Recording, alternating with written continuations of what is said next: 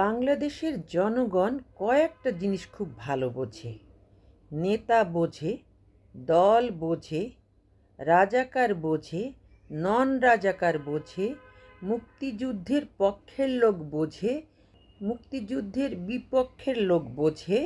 কিন্তু একটা দেশ যদি অর্থনৈতিকভাবে স্থিতিশীল হয়, বাজার ব্যবস্থা স্থিতিশীল হয়, তাহলে জনগণের মধ্যে 95% কোনো কোন্দলই থাকে না, কোনো রেষারেষি থাকে না, দেশটা স্থির হয়।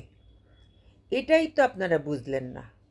এটা বুঝলেন না বলেই সিন্ডিকেটওয়ালাদেরকে আপনারা সবসময় তোয়ায়ে যাচ্ছেন, সবসময় পায়ে ধরছেন।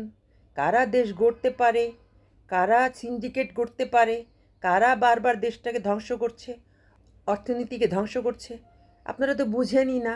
আপনাদের মাথার মধ্যে ঢুকিয়ে দেওয়া হয়েছে কে রাজাকার আর কে নন রাজাকার, এটা নিয়েই আছেন।